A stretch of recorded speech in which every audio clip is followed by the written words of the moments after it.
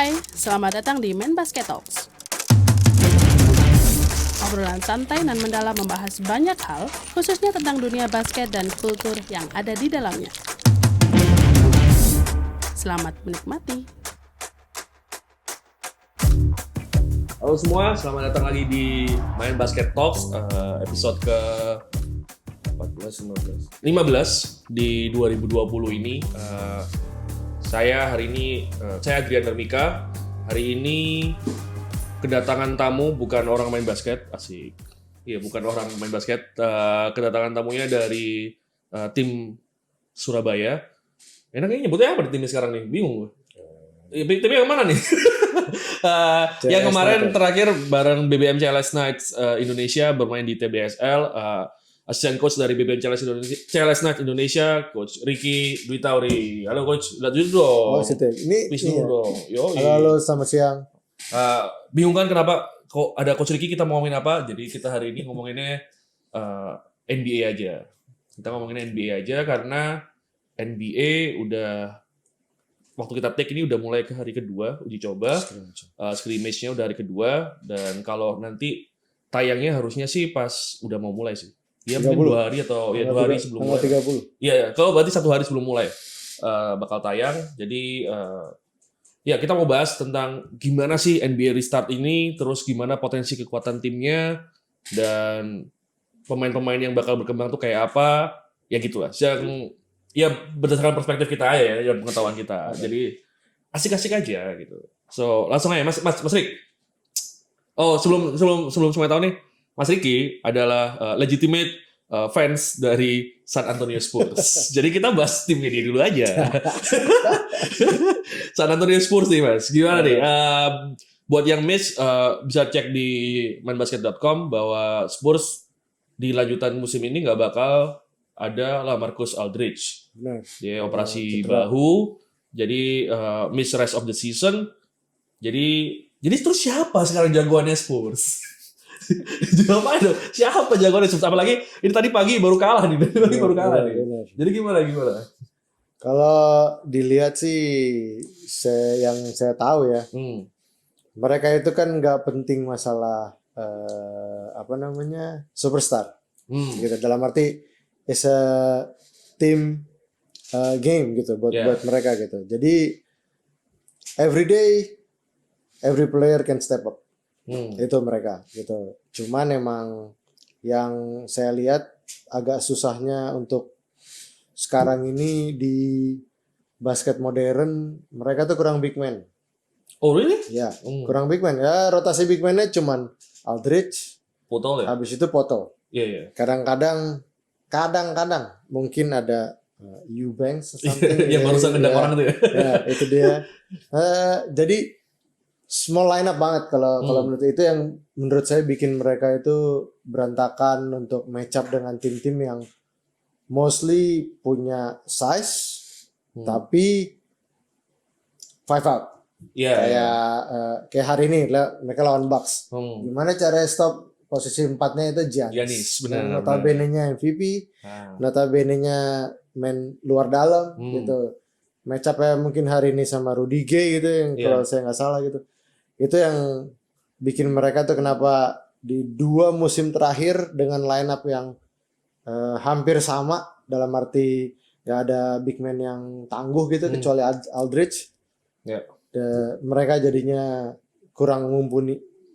Buat semua yang dengerin sama nonton nanti di YouTube, ini tuh Spurs tuh udah 22 musim ya? Yep. 22 musim, 21 musim ya? 22 musim lolos ke playoff. Benar. Lolos ke playoff. Tahun ini mereka di posisi 2 musim terakhir enggak? Hah? Belum Musim lalu enggak? Lolos lah. Musim lalu enggak dong. Musim lalu lolos dong. Gimana sih?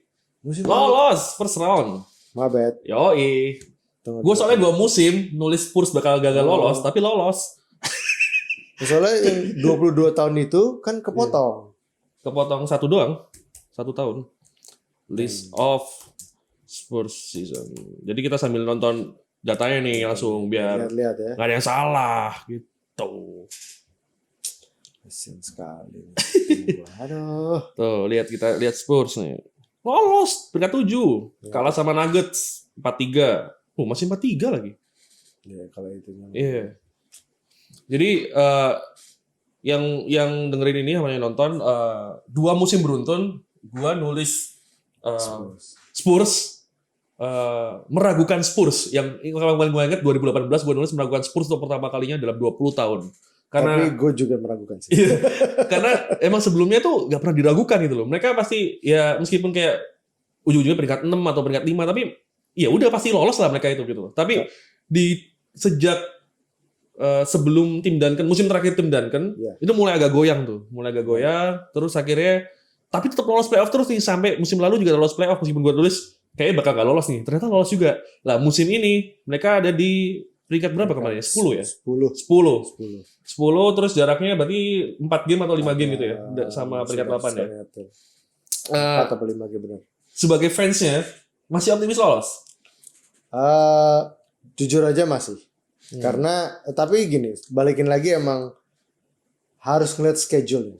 Karena ini tricky schedule menurut saya. Kalau kita mungkin lanjutin schedule yang normal, ya mungkin aja mereka lawan tim yang notabene-nya below 500, notabene-nya di bawah mereka. Tapi kalau sekarang ya tim yang ada di sini kan adanya let's say Lakers, let's say Clippers, bukan tim-tim yang maaf ya, mungkin kayak Golden State aja bisa dibilang kenapa tahun lalu itu berantakan ya mungkin kan karena injury bla bla bla gitu. Tapi maksudnya mereka nggak bakal ketemu tim-tim yang papan bawah karena nggak ada papan bawahnya. Gitu. Semuanya adanya di sini papan atas gitu. Itu yang menurut saya mempengaruhi apalagi akhirnya Spurs sendiri nggak full tim. Iya benar gitu. Benar. Selain Spurs ada satu lagi tim yang nggak lagi dipandang sebelah mata sih. Ini diremehkan sekali sebenarnya. Adalah Sacramento Kings. Sacramento Kings tuh nggak dimasukin di mana-mana loh untuk lolos ke playoff. Padahal peringkat dia nggak lebih rendah dari Suns kan. Suns kan batas terakhirnya West tuh ya. Cuma 26 wins satu musim. Kings tuh better. Tapi satu pun media Amerika Serikat, you name it, Bleacher Report, ESPN, whatever, nggak ada yang naruh Kings bakal lolos ke playoff. Menurut lo gimana Mas? Kenapa kira-kira dan emang menurut lo Kings nggak bakal lolos ke playoff?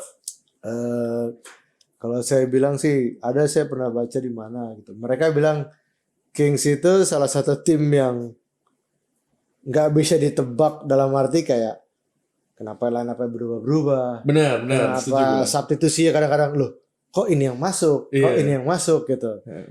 Kalau saya sih balikin lagi itu masalah proses dari pelatihnya sendiri yang notabene kan baru dan masih muda. Yang ini itu juga dan ya karakter dia lagi tentuin. Menurut saya itu dia lagi tentuin karakternya mau gimana gitu. Karena contoh kayak di awal musim ada Harry Giles yang sempat ditaruh di G-League-nya gara-gara emang dia say belum nih lo ini dulu. Tapi sampai hari ini di beberapa pertandingan kemarin sebelum hiatusnya ini jalan gitu, ya dia dapat menit play yang bagus dan dia ngebuktiin kalau gue pantas loh ada di line up-nya gitu.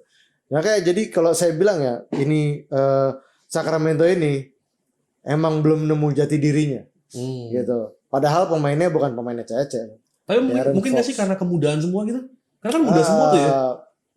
Bisa jadi. Cuman siapa ya di situ yang paling bisa? Harrison Barnes sih sebenarnya yang paling sepuh. Tapi sekarang juga Harrison Barnes kena corona lagi dia belum ke Orlando. Kadang-kadang emang yang susah itu satu leader sih. Dalam arti itu ya lo tua bukan berarti lo bisa jadi leader. Iya benar. Setuju. Tapi mereka perlu satu leader yang ya mungkin vocal leader kayak let's say you name it one team gitu. Kalau di Lakers orang tahu semua orang ikutin LeBron James. Dia mau ngomong apa ya karena dengan championship experience-nya gitu kan dengan malang melintang di liga gitu. Nah, saya rasa Sacramento ya mereka harus cari satu orang buat bisa bikin mereka ikut satu suara dan berbicara banyak ya mungkin nggak di tahun ini ya.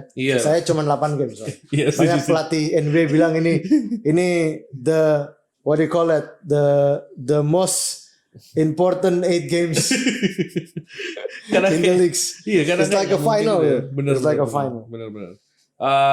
Abis Sacramento kita bahas West dulu aja. Jadi abis Sacramento yang paling bawah dulu tadi belum ngebahas ya. Karena tadi kan bahas tim favorit dulu. Phoenix Suns.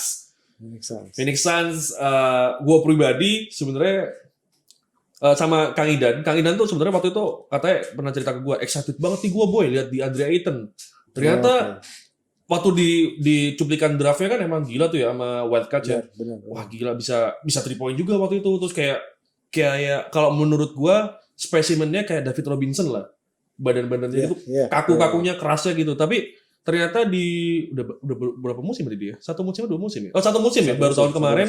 Ini musim keduanya kayak masih malu-malu mungkin ya. Kayak atau mungkin ternyata ada gap besar kali dari NCAA ke NBA gitu. Karena ada sistem mungkin juga gap kali ya. Soalnya kayak kagok gitu loh dia mainnya. Kalau saya bilang sih pasti lah ya. Kalau kita ngomongin gap gitu ya, dia emang di dunia profesional yang saya lihat ya, everybody is apa istilahnya ya, diharuskan untuk catch up dengan levelnya itu ya, dengan levelnya itu. Siapa yang bisa ya pasti baik-baik aja. Siapa yang enggak pasti ya either dia perlu waktu lebih banyak atau akhirnya dia kesingkir sendiri gitu. Padahal emang tahun ini mereka lumayan cari orang-orang yang ya bisa dibilang mumpuni lah ya. Masukin Ricky Rubio, benar dong. Masukin Dario Saric, Aaron Baines, benar banget Aaron Baines. Dia improve 3 point. Iya, meskipun sampai sekarang belum ke Orlando dia positif juga. Iya. Dia positif juga belum ke Orlando, tapi sebenarnya penting banget tuh. Yang gue pribadi ngeliat Suns tuh karena dari Ricky Rubio-nya sih. Karena kan musim lalu tuh bingung tuh mereka cari siapa sih guard-nya ya. Siapa point guard-nya. Akhirnya disuruh Devin Booker kerja sendiri tuh. Lo bawa bola sendiri, passing sendiri gitu. Tapi sekarang harusnya menurut lo pribadi dia bakal lebih better nggak nanti di 8 game ini? Lebih better dari Kings nggak? Kalau gue ngelihatnya iya. Kalau gue ngelihatnya iya karena ya bukannya apa ya, jujur aja ya kalau boleh pilih ya mungkin gue nggak pilih dua-duanya. Tapi gue kebetulan ngikutin yang kayak persiapan Devin Booker, dan and then mungkin kalau bilang apa namanya turunan Spurs, pelatihnya kan jebolan Spurs Monty juga. Monty. Yoi. Jebolan Spurs juga. Kayak gue jujur aja gini, gue ngikutin Monty gitu. Gue excited karena kondisinya dia yang kan tadinya dia harusnya nggak ngelatih gara kondisi keluarga yang istrinya pass away kan gitu. Anaknya tuh udah bilang yang nggak perlu, anaknya dapat kayak itu ya gue nggak tahu ya di posisi dia gitu dengan dapat lampu hijau dari 2 anaknya yang kayak udah nggak apa-apa lo itu, makanya akhirnya di hire sama Spurs jadi front office. Awalnya kan itu dulu. Jadi Popovich cuma pengen ya yang penting lo kerjanya santai lah kasarnya gitu. Taunya tiba-tiba di hire lagi sama Sixers jadi asisten dulu. Oh iya Sixers. Itu kenapa di hire sama Suns. Ya mungkin Suns pikir salah satu orang yang cocok buat ininya kan gitu. Ya sekarang emang kita ngeliat basketball modern gitu ya dengan lebih ngandelin ball movement. Akhirnya pelatihnya jadi lebih berkembang begitu ininya. Next kita ke ini idola NBA-nya. Jadi New Orleans Pelicans lah. Golden State sih. Idola NBA-nya ini. Ini ada kesalahan gue sendiri kemarin. Jadi pas lagi semua orang datang ke Orlando, semua orang datang ke Florida, semua datang ke Florida gitu. Keren nih. And then semua orang ada latihannya kan. Terus gue gini, kok nggak ada yang liatin Stephen Curry ya? Mana Stephen Curry? Oh iya. Sorry ya fans Warrior. tahun depan deh. Mereka gincar draft nomor 1. Menurut gue sih tadi kalau feeling gue di trade sih. Kalau feeling gue sih di trade. Kalau dia dapat 1 ya, feeling gue di trade dapatnya lebih bawah sama pemain. Center siapa itu center? Wiseman. Itu pemain gue di ini soalnya. Fantasi. Enggak. Oh 2K. Jadi gue punya 2K, ya lo main 2K kan? Gue main 2K. And then gue cari Wiseman, and then satu lagi Alexej Pukusevski dari itu yang baru 18 tahun, Seven Vital tapi main posisi 3-4. Jadi maksud gue kayak ini nih berarti bintang Danny Avdija Ya, gua dari Israel itu. Gue sih menebaknya dia yang diambil sama Warriors. Jadi dia bakal trade down, entah dapat apa lagi, tapi ngambilnya buat Avdija itu. Menurut gua, soalnya lag-nya sebenarnya mereka kan udah simple tuh ya, main 5 Draymond Green di 5 kan udah biasa. Yes. Terus tahun ini juga ada Marquise Chris kan yang ternyata stand out tuh meskipun kontraknya di otak-atik kan kontraknya. Benar. Jadi mereka sebenarnya ada miss di posisi 3 atau 4. Ya, kalau Wiggins-nya oke. Berarti di 4-nya menurut gua. Jadi kemungkinan sih kayak Avdija tuh semi Gallinari tapi atletis gitu. Benar. Jadi kayak oh ini mantep nih. 6'8". Menurut gua. Kemarin sih gue nulisnya itu. Balik lagi. Ke Pelicans kali ini. Pelicans. Buat yang miss juga, Zion Williamson lagi nggak ada di bubble. Jadi cabut dia. Sampai sekarang nggak tahu kenapa. Kalau kemarin Montrezl Harrell ketahuan karena neneknya sakit. Jadi dia pulang. Dia juga personal reason kan dibilangnya. Iya, personal reason. Jadi tapi belum diketahui tuh sebenarnya sampai dalamnya gimana. Tapi tuh tadi juga ada info kalau dia udah.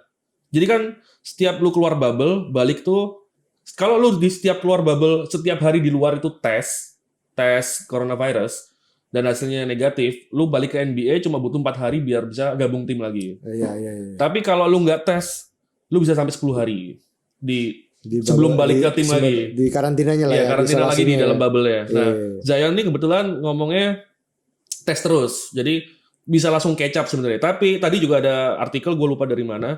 Gak yakin juga Pelicans kalau Zion bakal balik. Jadi ragu-ragu. Nah, kalau tanpa Zion, menurut lu gimana, Mas? Ini menurut gue salah satu tim yang menarik, tim muda, energik, terus yang mimpin juga muda. Nah, kayak lo punya Lonzo ya, lo punya Jrue sih sebetulnya sih. Yeah. Mereka tuh udah di zona playoff kan? Setahu gue sih 10 kalau nggak salah ya. 9-nya ya Portland soalnya harusnya. Oh ya. Iya kan bener ya. 9 Portland ya. 9-nya Portland, mereka 10 ya. Cuma game behind-nya cuma 3. Nah sekarang ya maaf ya, ini kita harus balik lagi gitu. Tetap memang balik lagi masalahnya itu lawannya siapa dulu dari 8 game ya. Karena itu ya sekarang kalau sorry to say gitu ya 8 game. Terus ketemunya Lakers, Clippers, Denver Nuggets, Utah Jazz. Nah, kan sekarang kan, aduh, apek banget gue ya jadi pelatihnya gitu. Kasarnya kan kayak gitu. Bener. Kalau orang bilang kayak, oh itu namanya pesimis. Bukan. Itu become realistic. Bener. Realistis aja kalau kayak, oke, gue harus lihat ini.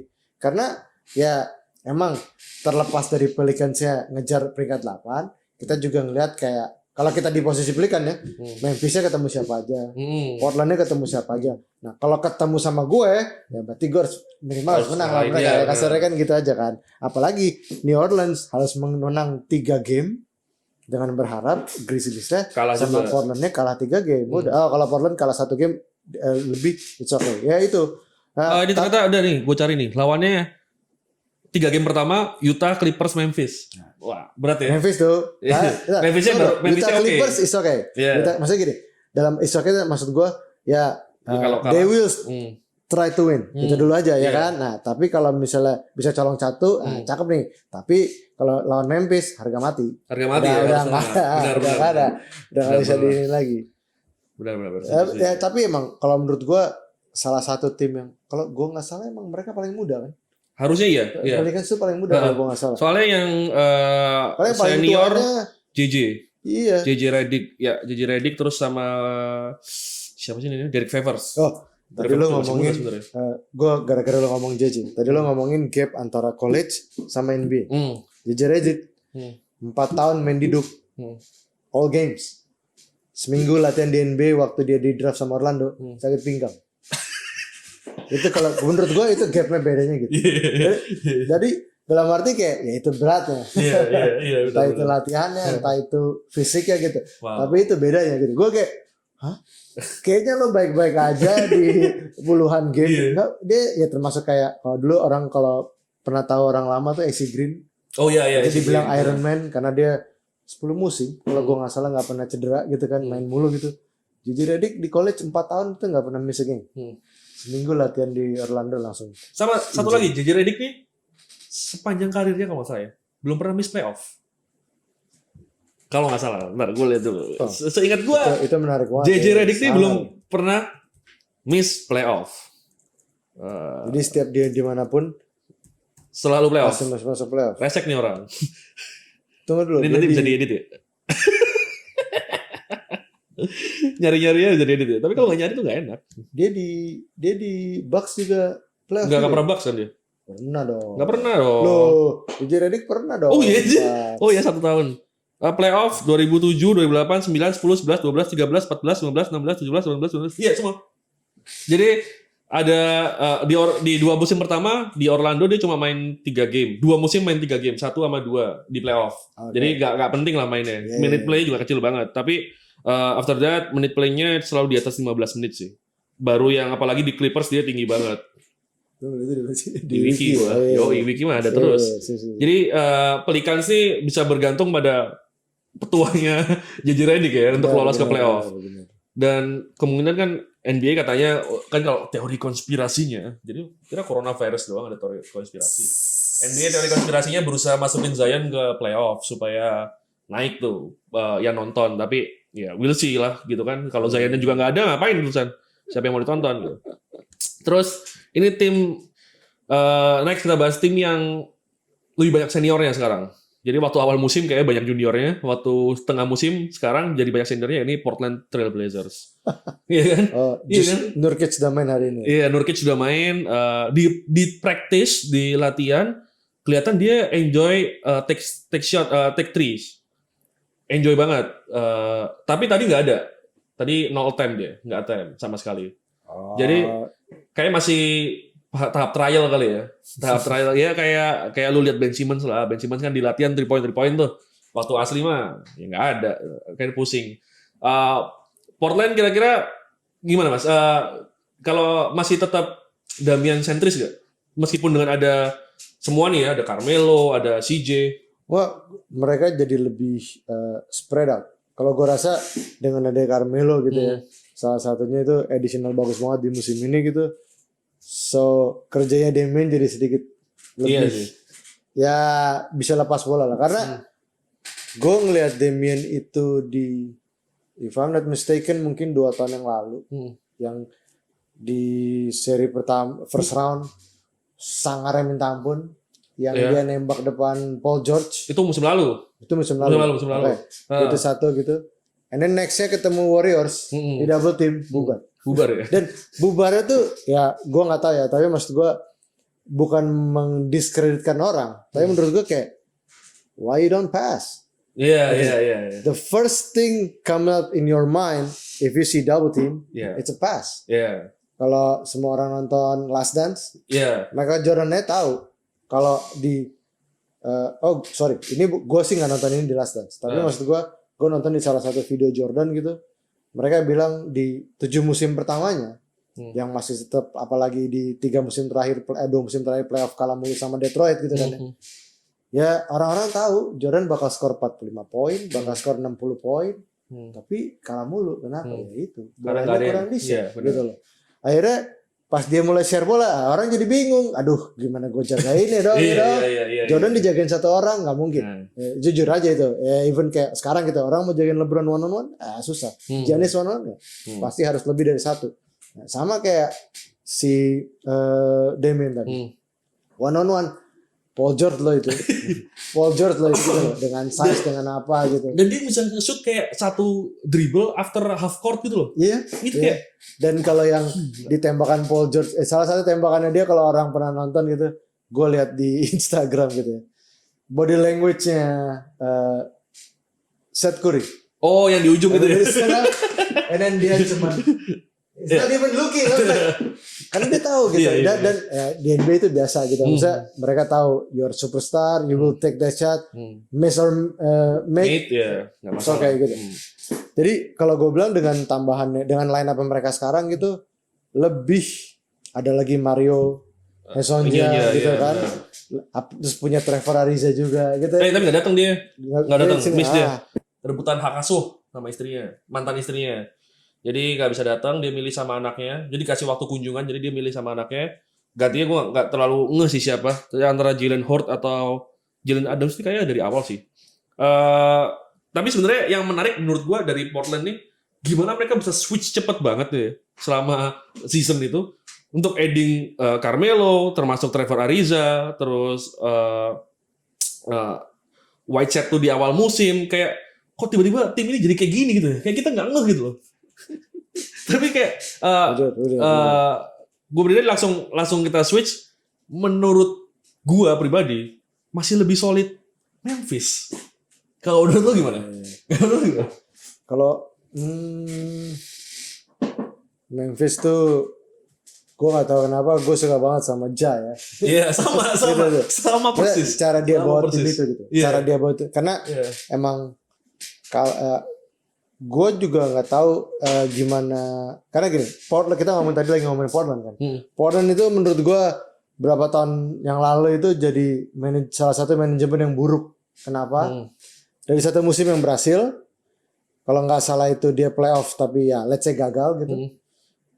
Musim depan 4 starternya di trade semua. Nah kalau gue jadi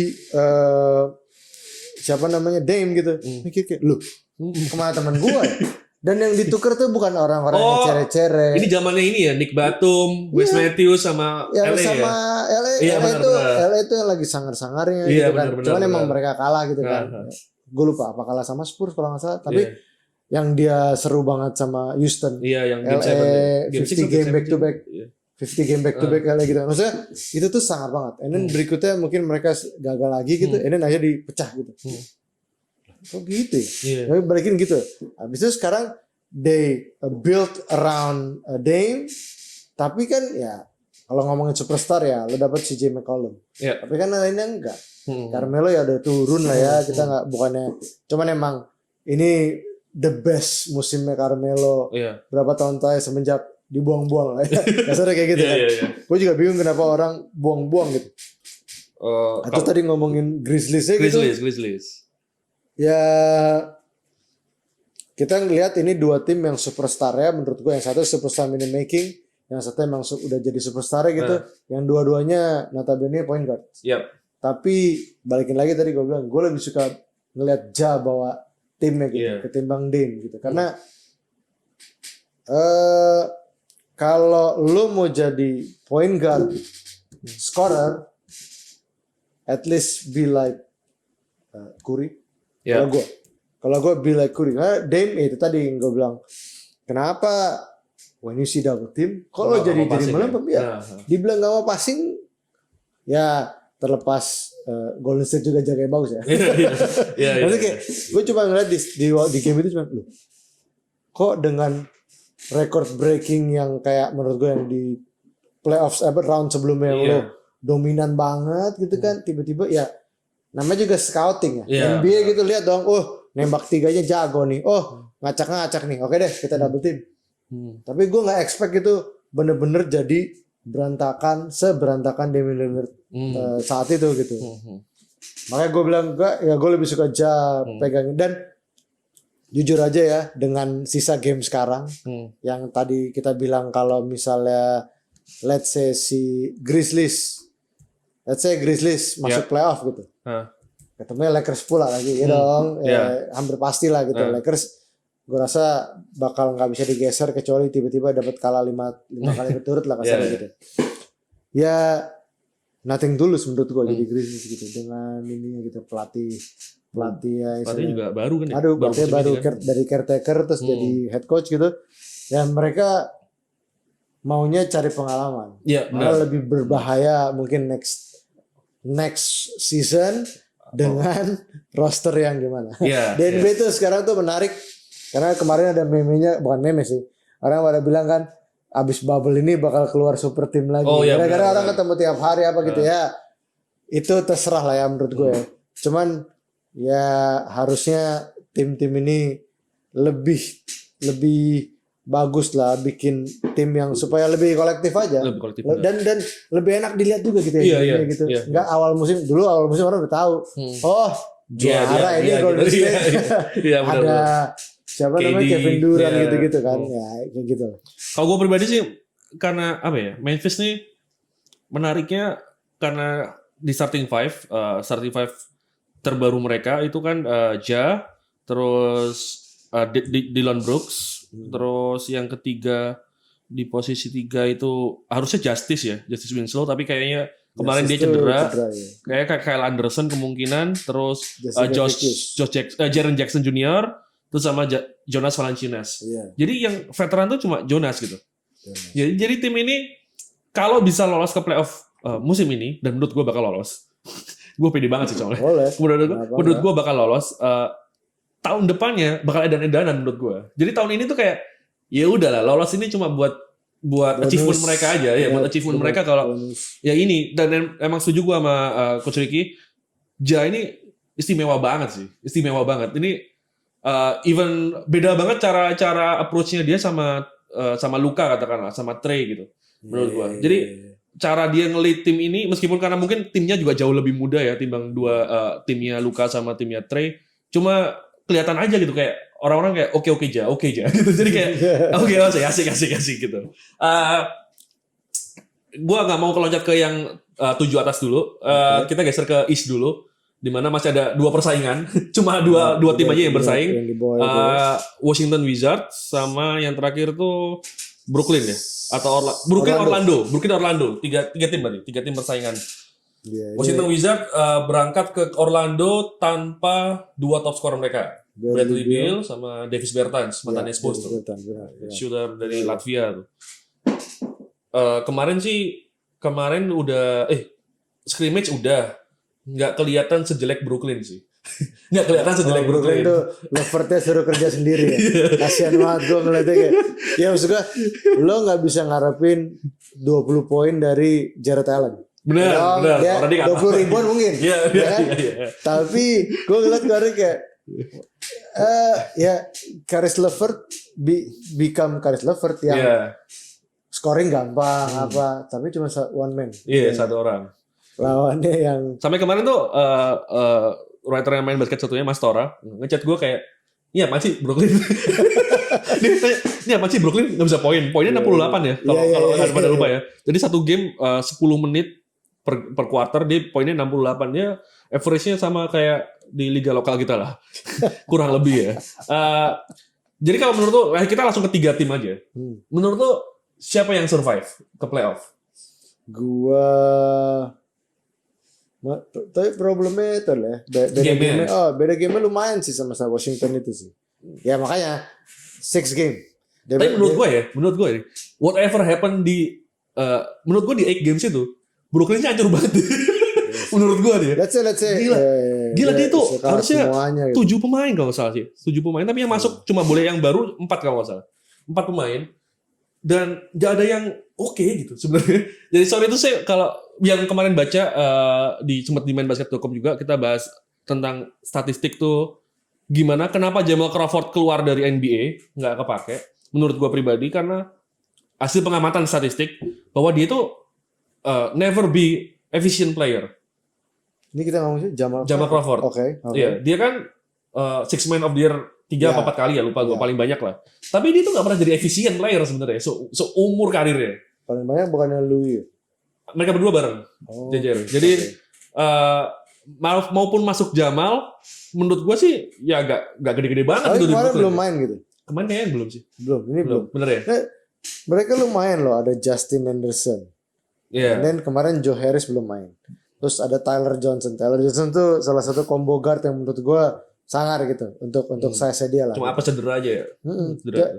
Yang lucu emang ya gue nggak tahu kenapa si Rodion Kuruc itu kemarin sama Zanan Musa tuh yang dapat menit play jauh lebih banyak. Dan menurut gue hancur. Kuruc tuh sempat rame tuh mas sebenarnya mas. Kuruc tuh seingat gue dia masuk ke ini kalau nggak salah. Apa namanya itu?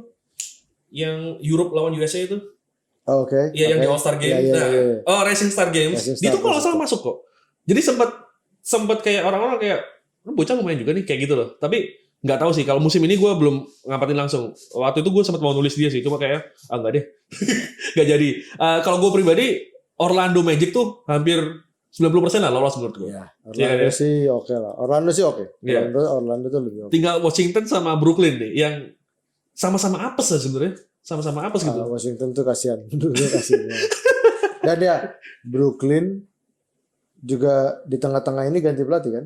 Iya, dikeluarin si Kenny Anderson. Kenny Atkinson benar. Diganti sama caretaker. Jacques Vaughn itu kan. Jacques Vaughn sih udah pernah jadi head coach seingat gue. Di Denver kalau salah. Bukan ya? di Orlando malah kalau nggak salah. Dia pernah. Emang ini juga gitu, maksudnya punya pengalaman lah. Cuman kadang-kadang kan lo nggak bisa sebagai caretaker gitu ya, dan lo bebanin semuanya ke dia gitu. Menurut gue ya gitu, tengah musim juga. Ya gue setuju kayak sih sama lo. Yang bakal keluar jadi mereka gitu dari 3 tim ini. Brooklyn ya. Ya separah-parahnya mungkin Washington dalam tanda kutip. Dalam arti itu kalau ya kepleset gitu misalnya gitu. Apalagi kalau tadi misalnya kita lihat jadwal ketemu nih Brooklyn sama Washington. Nah, katanya game itu. Karena itu sangat menentukan gitu kan. Juga tambahan buat yang semua pendengar kita. Kalau ini nanti jadi peringkat 9 tuh harus ngejar at least jaraknya 4 game sama peringkat 8. Supaya nanti ada sudden death game gitu, penentuan gamenya. Penentuan gamenya itu kalau yang peringkat 8 menang di game pertama, selesai dia lolos.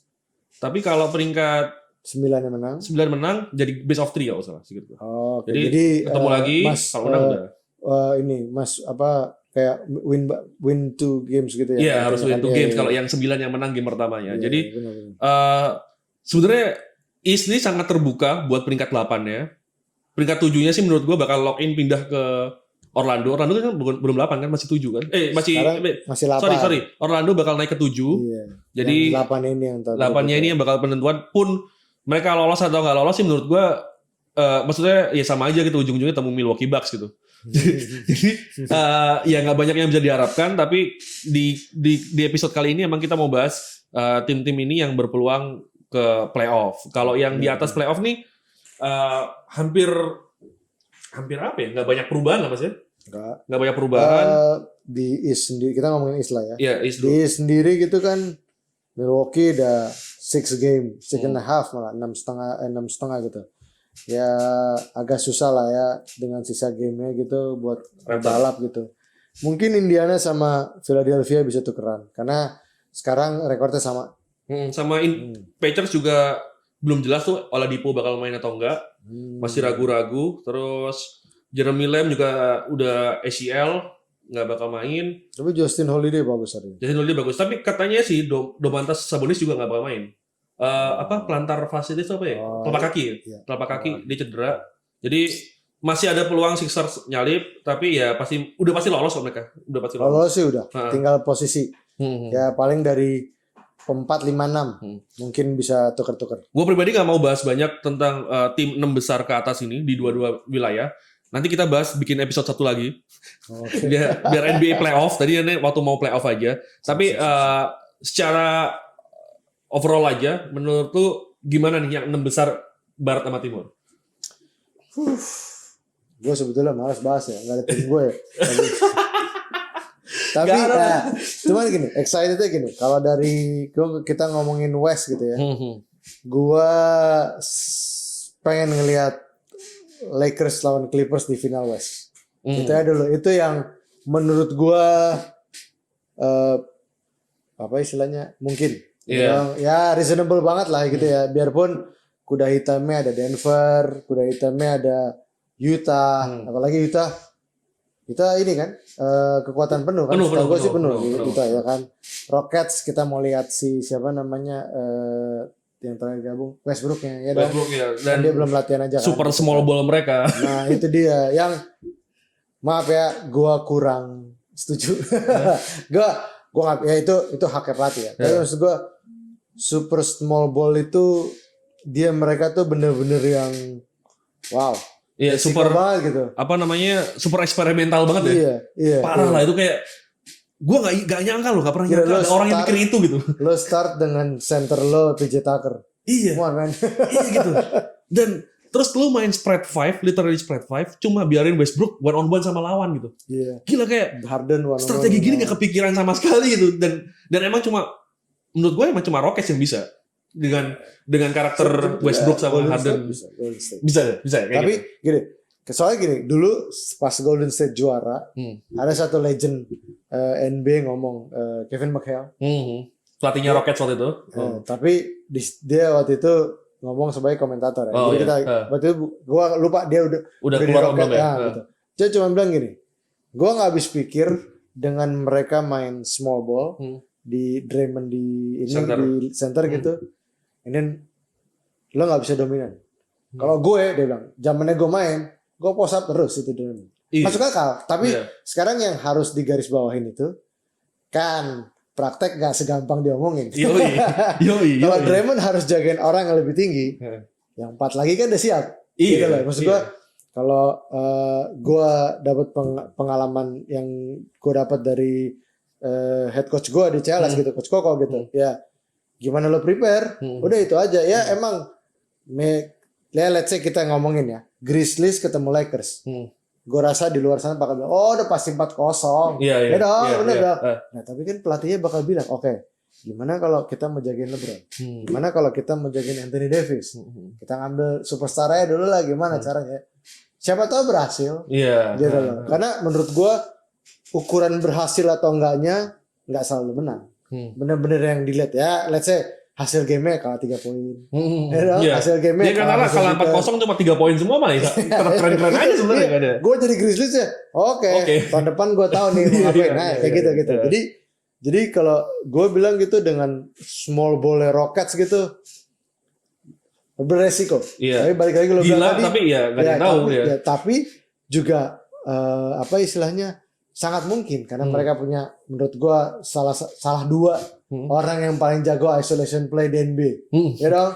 Nah, satu lagi yang dulu orang juga pada bilang di tahun lalu, pas tembak 3-nya jalan, bubar lu. Iya, benar lo. Nih Rockets nih kalau yang silakan buka statistik kecuali Westbrook kalau nggak salah, semua di atas 35%. Benar. Semua di atas 35%. Tahun ini itu paling ancur nembak akurasinya. Dari free throw juga jelek banget. Semua. Dan saya dari tahun-tahun sebelumnya dia paling ancur tahun ini gitu. Ya itu gua nggak tahu ya, tapi dalam arti ya profesional mah kadang nggak bisa ditebak. Gitu bener banget. Karena mereka juga ya gua nggak tahu mungkin dia kurang latihan kali ya. Which is kayak nggak mungkin. Gitu. LeBron aja free throw-nya turun terus loh persentasenya. Free throw-nya tapi 3 poinnya naik gitu, jadi kayak sebenarnya kenapa sih gitu? Kadang-kadang kita juga mikir itu, tapi ya dalam sih banyak. Mas, kalau gue pribadi nih, ketimbang, ya let's say kandidat kuda hitam pertama memang Nuggets. Jazz menurut gue kehilangan sedikit chemistry atau gimana ya, kehilangan keharmonisan mereka gara-gara kasus COVID kemarin. Ada itu pasti, menurut gue tuh pasti ada. Dan menurut gue yang paling kuda hitam setelah Nuggets ada OKC. OKC ini chaos. Waktu mereka trade Paul George sama Russell Westbrook, everyone say okay they give up.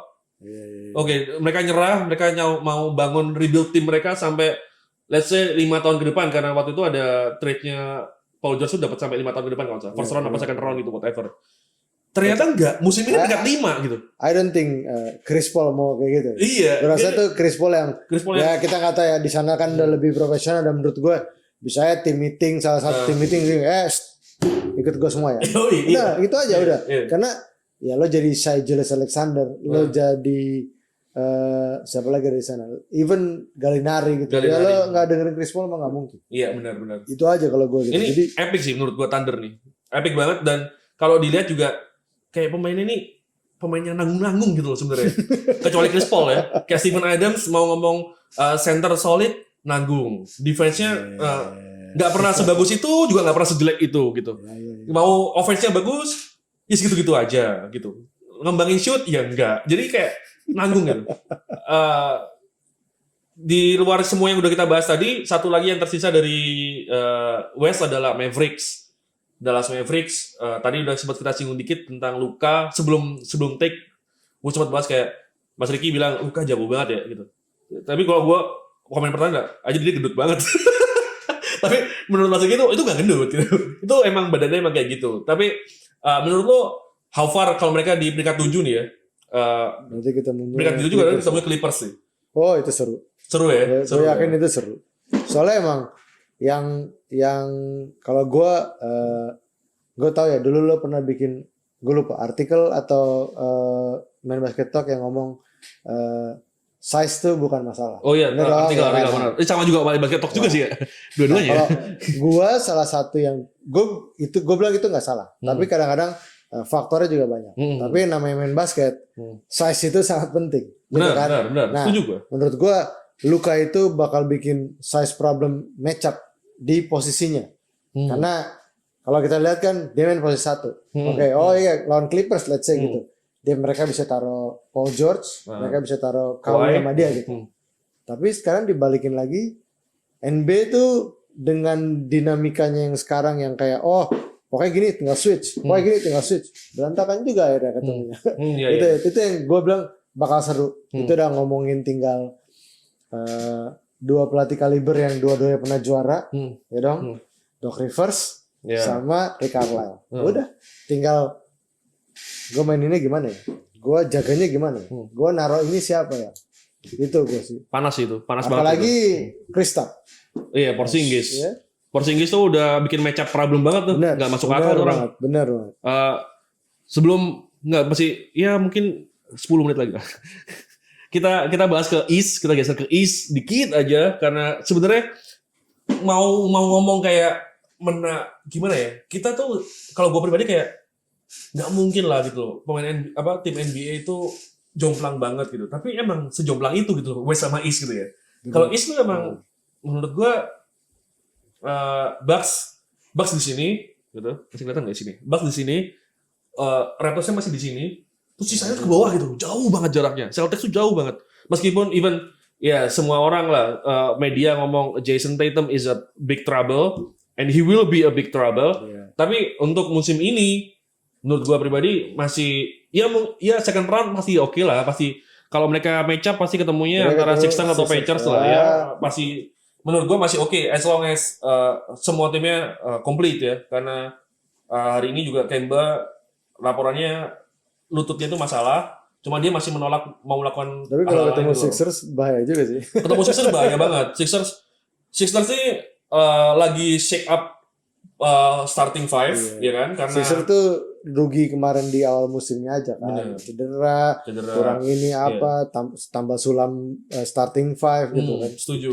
Terus mereka sekarang lagi ketemu nih satu orang, Shake Milton. What's your coming from nowhere, tiba-tiba waktu lawan Clippers waktu itu ingat banget gue bikin hampir 40 poin nggak usah, 39 berapa poin gitu. Dan 3 poinnya sangat bagus. Dan menjawab sedikit banyak kekurangan dari starting five Sixers kan, yang nggak punya shoot sama sekali. Even kayak Joel gitu, ya dia bisa aja sebenarnya post up everybody sampai mati semua tuh orang-orang di bawah. Tapi ya kadang-kadang ya lu nggak bisa gitu, dia butuh 3 point juga dan ternyata dia masih belum bisa sebagus itu.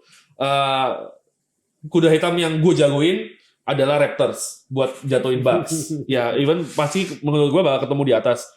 Raptors, everyone said like, man, Kawhi itu udah gak ada gitu. Lo juara karena Kawhi gitu. Bro, mereka tetap 46 wins gitu. Iya, benar. 46 wins. This is all about system dari Nick Nurse gitu.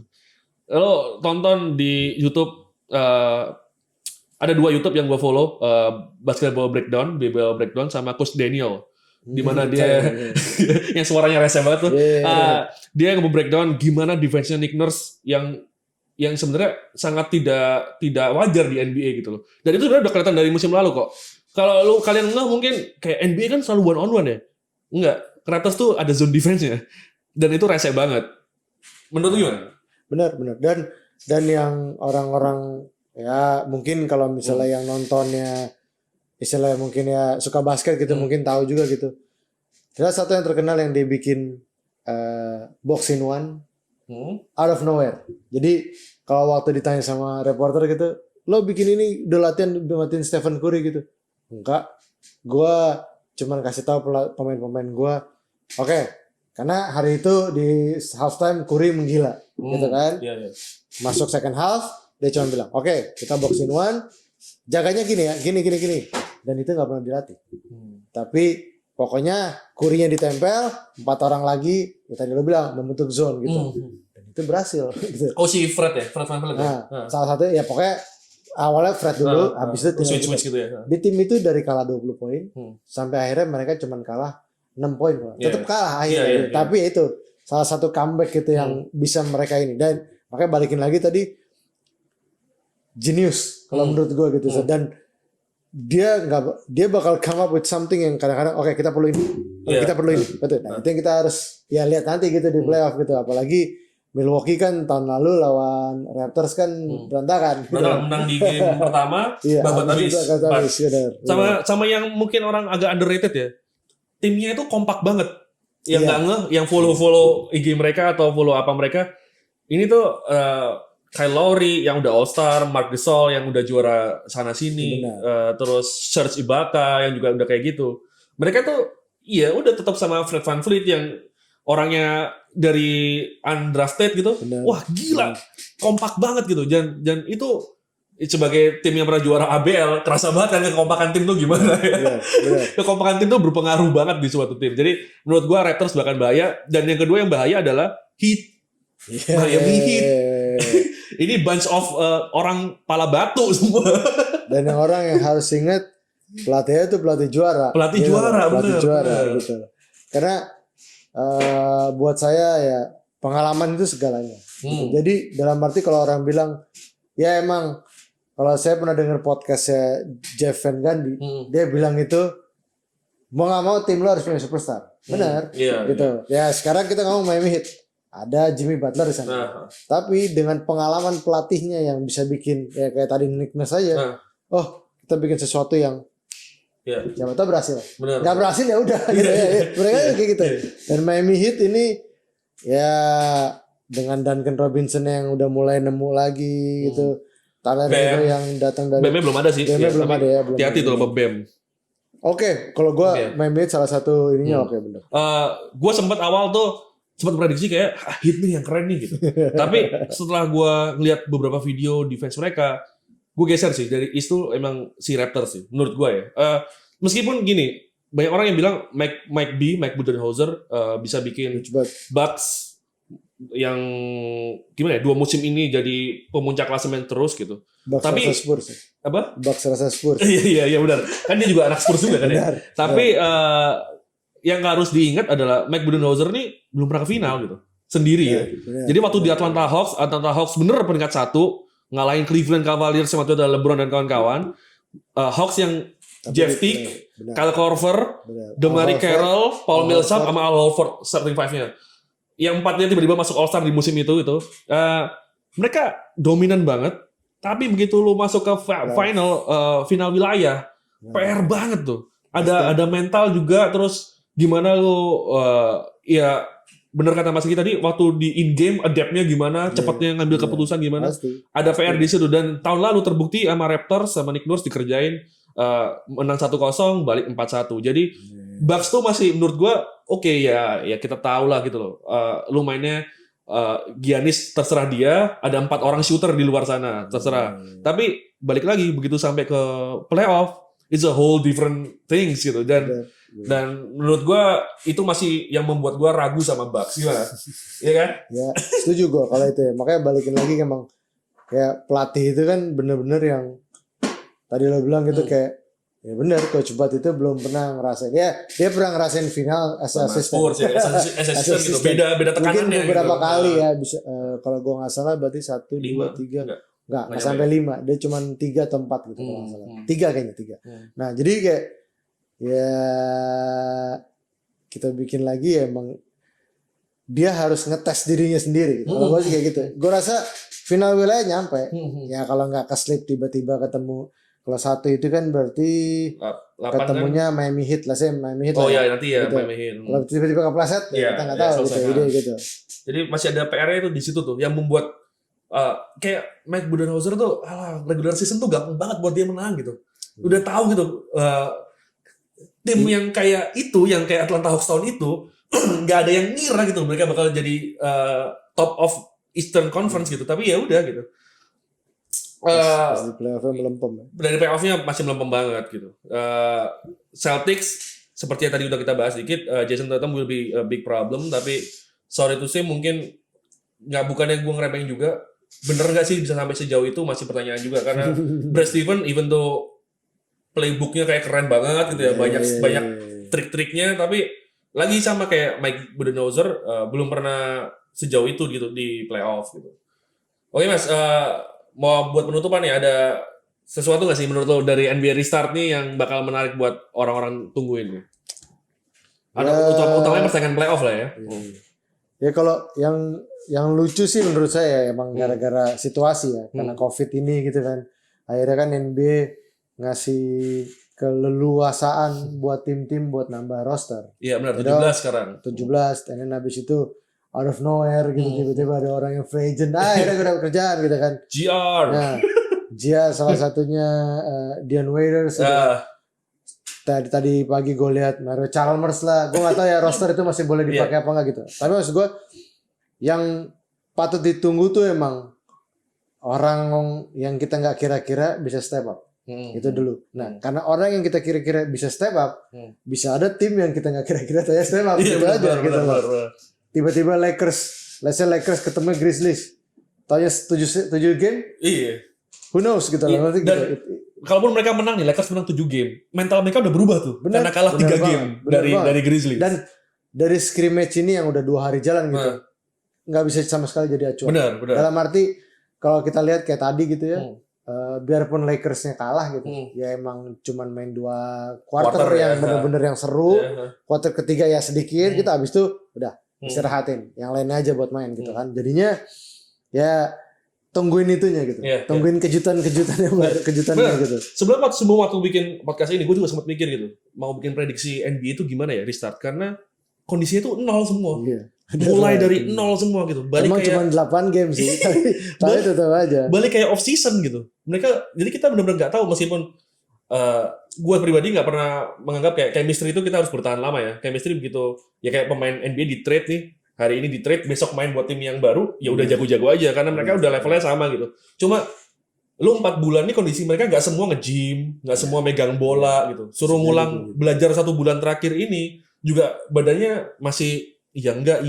Terus pasti ada sebelum lu, kalau kalian tahu off season tuh mereka bentuk badan ya Mas ya. Jadi waktu off season libur begitu NBA selesai 2 bulan mereka foya-foya ya party-party sampai tergantung kayak siapa dulu. Kalau pemain jago biasanya kalau yang nonton Last Dance, Michael Jordan besok ya kan langsung. Iya besoknya juga gitu. Terus mereka beberapa bulan sebelum preseason mereka udah mulai tuh bentuk badan lagi supaya game shape lah ya. Jadi sesuai sama shape buat game. Nah ini mereka cuma dikasih waktu 1 bulan plus 8 game untuk ke playoff. PR banget. Tapi ya menurut gua pribadi apa yang gua omongin sama Mas Riki tadi, hampir ya cukup lah menggambarkan gimana lah ya bakalan di playoff dan siapa-siapa aja yang bakal lolos ke playoff. Nah buat lanjutannya, buat 8 tim nanti yang lolos ke playoff, kita bikin lagi biar seru, lah. Terus terima kasih Mas Riki atas waktunya. Thank you. Kalau mau mengikuti kegiatan hidup Mas Riki bisa follow di apa sih Instagram? @Ricky D Tauri. Ricky D Tauri. Jadi biar lebih kenal lagi gitu. Nanti kalau ada latihan-latihan juga bisa. Terus jangan lupa dengerin terus podcast Main Basket Talks di Spotify, sama jangan lupa nonton YouTube-nya di Main Basket Plus. Sekarang udah ada editor kita baru gitu, enggak sih baru. Editor kita lagi ada kerjaan, jadi suka dibikin mainan gitu. Sekarang ada meme-nya gitu, jadi kayak ya gitulah. Pokoknya ada bercandaannya lah. Oke, sekian dari gua Adrian sama Mas Riki pamit. Bye bye.